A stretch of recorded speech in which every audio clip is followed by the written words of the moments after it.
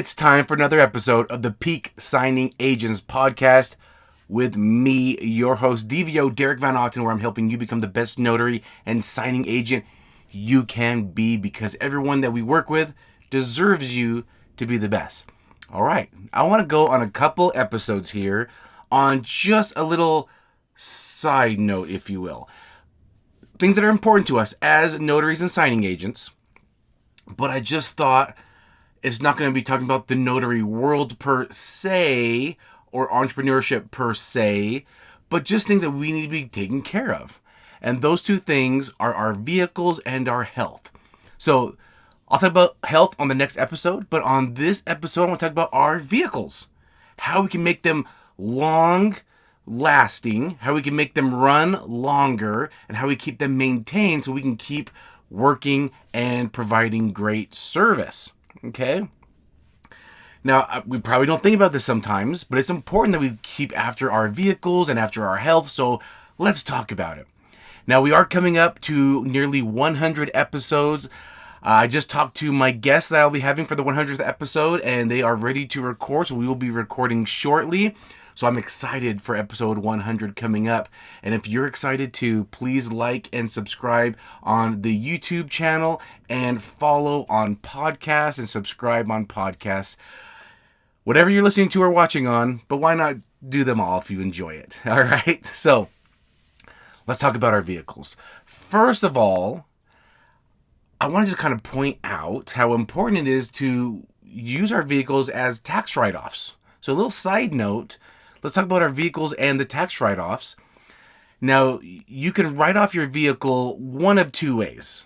If there's any other ways, please go to YouTube and comment and let me know. But as far as I know, I've talked to a few CPAs, spoken with, and I've heard from other people say this as well. There's two ways to write off your vehicle. One is either miles, like you write off your miles, or the actual expense. Actual expense meaning tire rotations, new tires, maintenance, car insurance. If you're making payments, you can write off the taxes and interest. So those are the two ways, either miles or actual. I actually recommend, maybe in the first 2 years of you becoming a notary or signing agent, do both and see what makes the most sense for you. You might be very busy writing off lots of mileage, and that might make sense. Just write off your mileage. Or you might find yourself going to the mechanic shop a lot, doing repairs and maintenance, and you find out, hey, you know what? I might have to do actual expense. Maybe that makes more sense to me. So I would say do both. Give both information to your CPA or tax preparer and let them decide, oh, actually, for you, this is better. Do that for a year or two. Then you'll know which one overall makes more sense. Now, keep in mind, my understanding, again, comment if I'm wrong. My understanding is if you use your vehicle for both business and personal, because you use it to get to your signings and closings and notary work, but you also use it to run errands, get groceries, pick up the kids, maybe have a job that you go to, and use both. So let's just say, for example, if you drive 20,000 a year, a year, but 10,000 miles were because of business, like notary business. And that means 50% was used for business, so you can write off 50% of actual. So again, writing off gasoline you put in the vehicle, maintenance, new tires, engine repair, whatever you do, you can only write off 50% of that because only 50% of your vehicle is used for business. Again, comment if I'm mistaken, but that is what I believe it is. So do both, see what makes sense. And now let's talk about insurance. Paying for insurance can be a tax write-off as well, insurance. Now, if you buy insurance, I always check my insurance every couple years just to see what's the cheapest or best out there. I want to be careful when I say the cheapest. I look at price, but I also look at quality. So I only go with insurance companies that are A-rated. So I only go with insurance that are A-rated, but I am looking for the best prices out there with A-rated companies, because A-rated, right, they can get A, B, C. I want an A-rated company because that means they're going to pay out when it's time to pay out, most likely.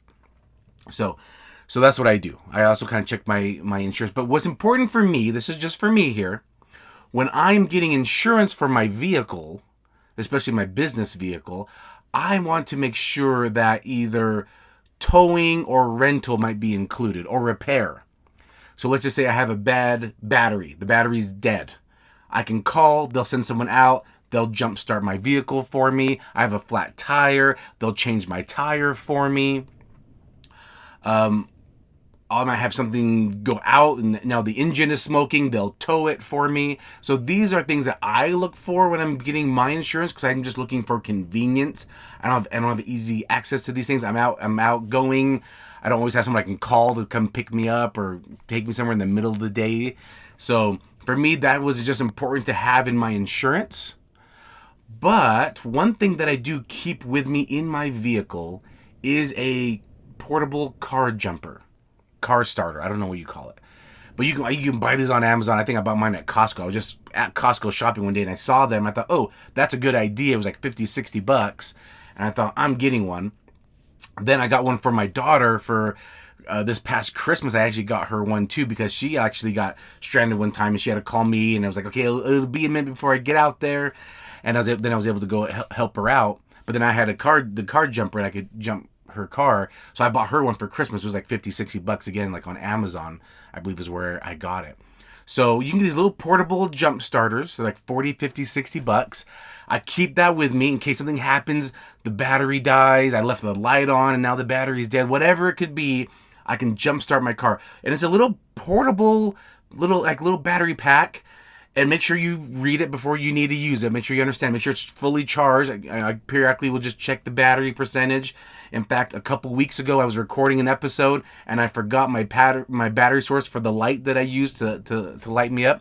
And I said, oh no, I'm somewhere and I forgot to have a source of light. And I thought, oh, you know what? I have that car jumper, that battery jumper, but it also has a place to charge devices. I can plug in devices to charge. So let's just say your battery's dead in your vehicle and you can't charge your phone, you need your phone, you can plug your phone in there and you've got, battery going to your phone. So anyway, those things are very handy. That's what I keep in the mobile office. So if I get stranded, I can jump it myself. Or if anything is more serious, I can call my insurance. They'll send the tow company or whatever. And if it's going to take a little bit more time to fix, then I have rental in my insurance, and I can just keep working. Now, I actually don't have the rental because I have multiple vehicles at home, so I can always just use one of my other vehicles. But if you don't have access to other vehicles, then maybe having rental is a good idea to have as part of your insurance. Or, if you have money set aside, then you can just rent a car yourself. So anyway, those are things you want to maybe have on hand, something to think about if you haven't yet. All right, let's get into more of the stuff about our vehicles. I got my notes here so I don't lose track of things. All right, one thing you want to do is make sure you are registering your vehicle. Now, sometimes registration can be a little pricey, but remember, it's no surprise. You know when your vehicle is due to be registered. It's the same month every year. So don't forget to do that. I remember when I was a struggling entrepreneur, I didn't always register my vehicle on time. I was always scared to get pulled over though, so I was always being very cautious of staying under the speed limit. I usually always stay under the speed limit. If I'm ever speeding, it's on accident. I'm either involved in a podcast or something, and I'm just not paying attention. I'm like, oh, I didn't even realize I was speeding. I usually am not intentionally speeding, but I'm very careful. When I was early entrepreneur, I didn't have money to always register my vehicle, but that was not very smart on my end, because what I definitely couldn't afford. If I did get pulled over, I got a ticket for that. It increased my insurance, and they had to tow my vehicle because it wasn't registered, and I had to take it out of impound lot. Like, it just wasn't smart. So make sure you always register your vehicle. I did that 1 year where I went like 2 months without it registered on time, and I just was scared for those 2 months. And then I was like, that's dumb. I know it's not a surprise when my registration is due. The last thing it would cause me more issues if I didn't register the vehicle and I got pulled over. So make sure you register your vehicle. Again, it's no surprise. You know every month your vehicle is due.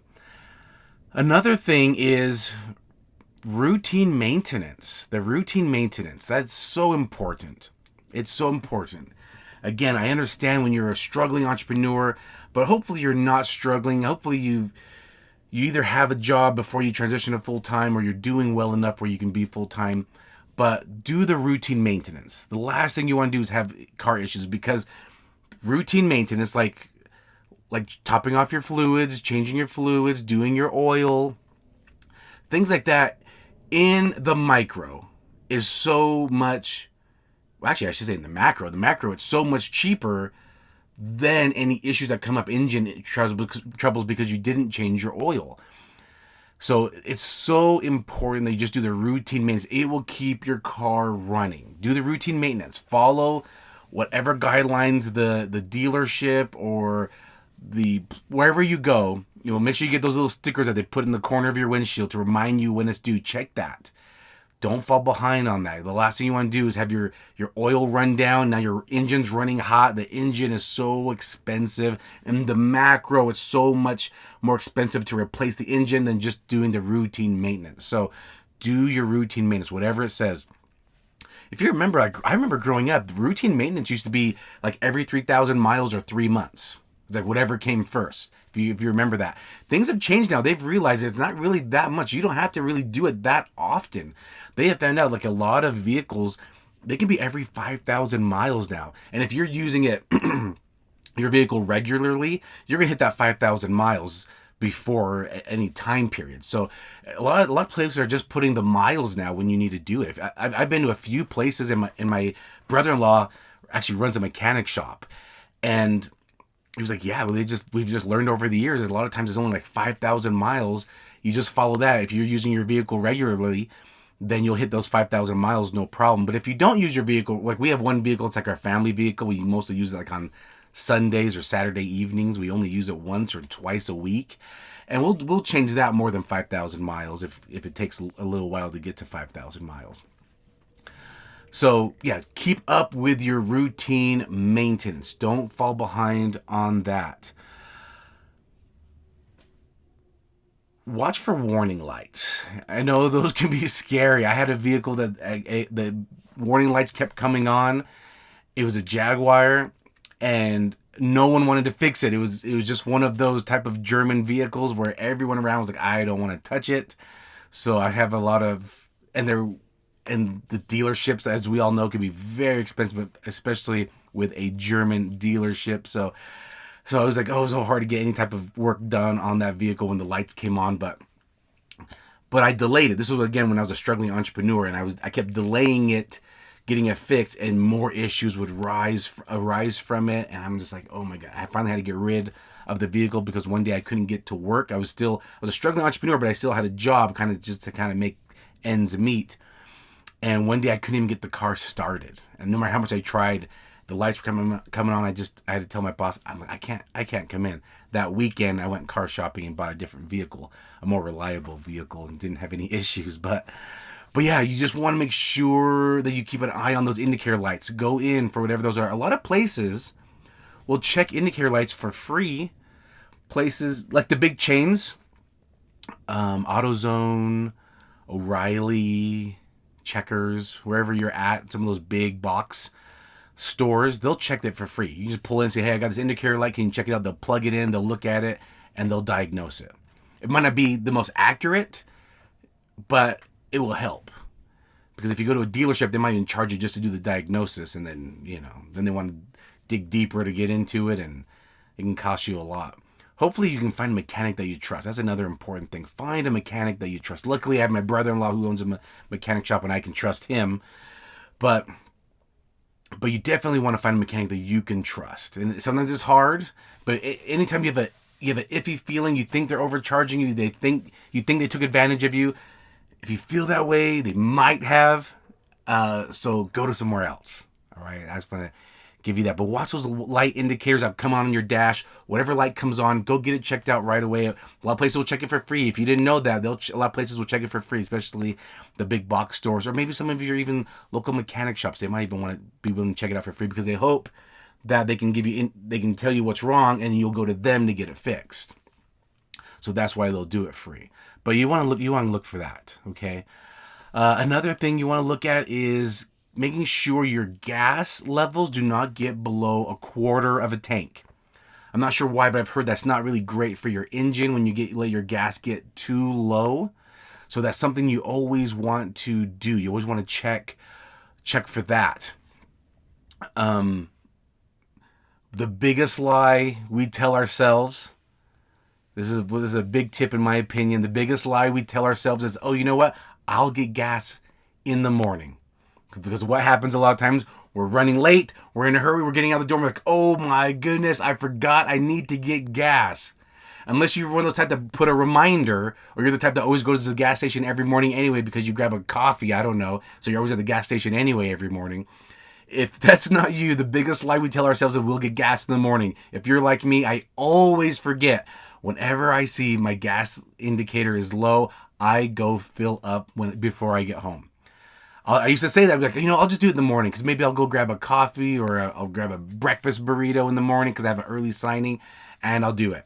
But then I space it. I'm running a little behind. I'm like, oh my goodness, I don't have time to go to the gas station and I need gas and I'm running late. So don't do it.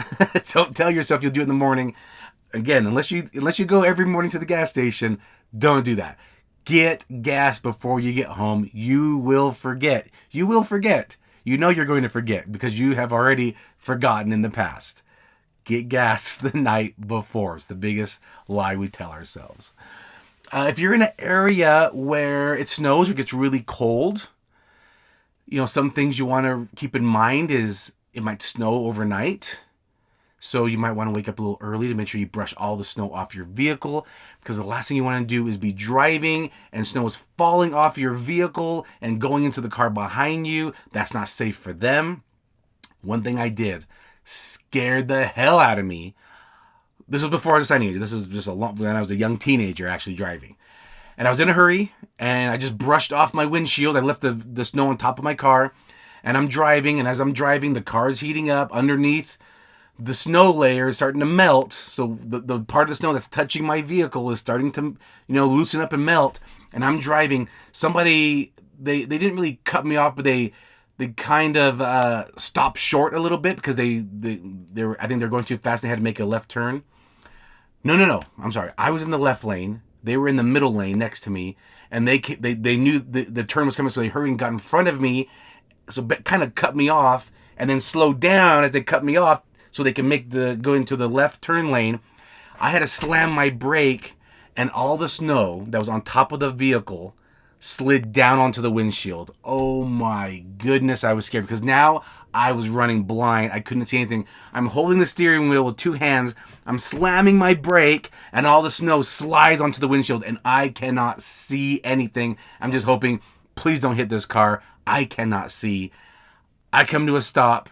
I hit my windshield wipers. They brushed the snow off, but I was so scared. I never leave snow on my vehicle because of that. Never leave snow on your vehicle. Now, I drive the mobile office, which is a van, so it's kind of harder to reach. So I actually have, I can't reach it from where I'm recording, but I have a windshield brush. So it's an extendable, again, I got it at Costco. It's it compacts down, and then I can extend it, and it has a brush and a scraper, and I can brush snow off so I can actually get above my vehicle. So if you drive like an SUV or a van, maybe get one of those brushes that are extendable, and you can brush snow off your vehicle the best you can. The more so you can get off, the better. It just makes it safer for everyone on the road. Also, something to keep in mind on those cold weather days is having that battery jumper, because batteries tend to die faster when it's really cold. That battery jumper is very helpful in those situations. So something to keep in mind. All right, another thing that's so important is routine maintenance on your tires. Making sure you're rotating those tires every time you're getting your service vehicles. Rotate your tires as well.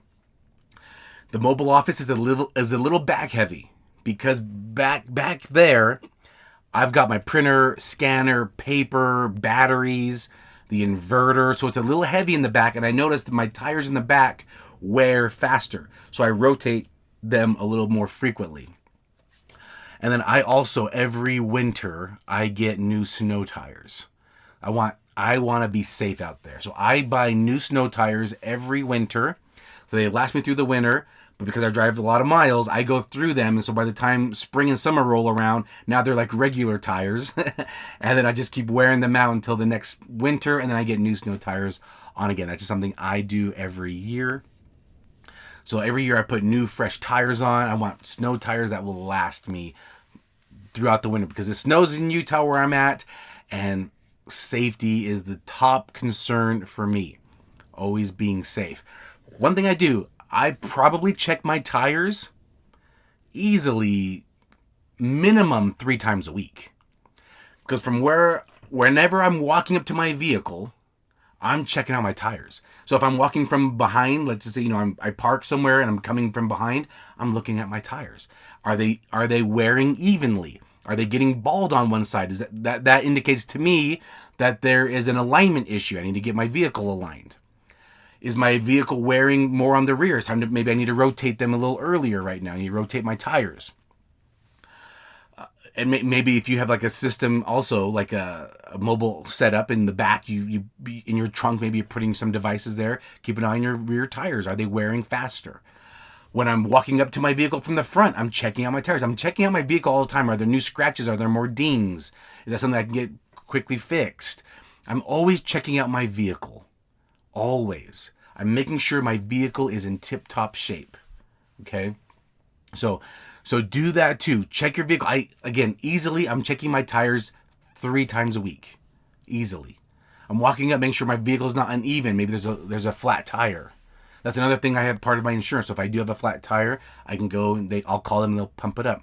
Something to keep in mind too, a lot of gas stations have free air fill. So if you're getting the indicator lights that your air is low, go get that checked out.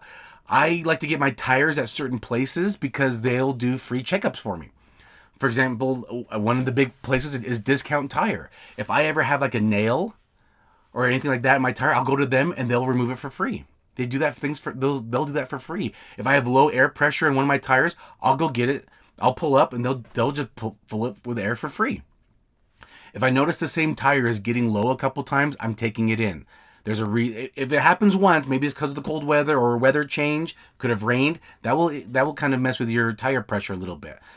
So if you notice it, you go fill it up, and then you notice it again, the same tire, go check it out. There's maybe a little nail or a little hole in there. Go take it in. That's an indicator for you to go check it out.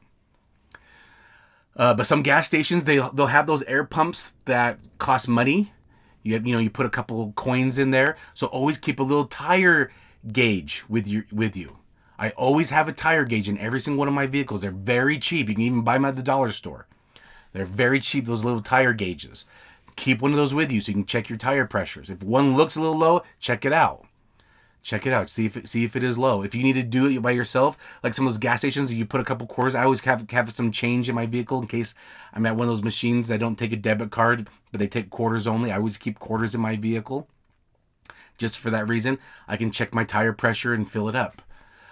Some places like a Holiday Oil, if you didn't know this, like Holiday Oils, Holiday gas stations, any location that has a car wash, the car wash location has free air there.